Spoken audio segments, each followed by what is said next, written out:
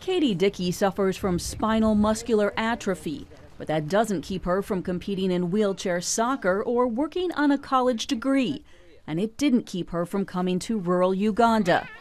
Katie traveled to Africa with a small group of interns organized by the Joni and Friends ministry. When the children see me in a wheelchair, see me, even though we look different, we have the same way to get around. And I truly believe that God has opened so many doors for me to connect with these children on a heart level. The team connected with more than 100 children at a special needs school in Uganda's capital, Kampala. They encouraged teachers and worked with children in the classroom. The volunteers came to realize that these kids are the fortunate ones, as students told them of other children living in far more difficult situations. And they talked about the children with disabilities in the villages that are sometimes locked away or killed for their disability, and they realized how blessed they are and what an impact God has had in their lives. As the interns ventured out to rural areas, they met Francis Munyiga, whose family was killed by rebels. Francis lives alone in a dark hut and repairs shoes to support himself. It was really heartbreaking hearing his story and hearing all the things he's been through, losing his family and the isolation of disability and not having anyone to really support him or love him. The interns gave Francis a battery-powered lantern to light up his home.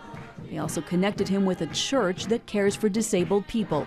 And being in a church where he was welcomed and people, they welcomed him in and celebrated him. I think that was just life-changing for him to see God's people loving on him. Many Ugandans with disabilities have been told they are worthless, a shame, and a burden to their families. But the visiting team brought a different message, that every person has value. They prayed for them and loved them. They also shared practical caregiving tips with family members. Back at the school, the volunteers spent time one-on-one with students and taught them Bible stories and songs. The children here are just like the children back home. They just want to be loved and just to spend time together. There was one little boy who I got to talk with, and he was telling me about how his parents just left him on the side of the road. And he asked me if I could look for his parents when I went back home to America. And I told him that my parents did the same thing and I didn't know my parents. And it was okay because me and two of the other friends that were with us, that we loved him and that Jesus loved him and that everything was going to be okay. Joni and Friends hope that taking interns overseas will motivate and equip them for missions and for advocacy for people with disabilities around the world.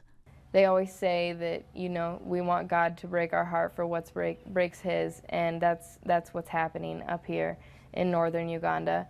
And I see these families and these parents, grandparents that they've not taken the easy way out. They have decided that their child means something to them. Their child with a disability has value in their eyes and in God's eyes. Heather Sells, CBN News.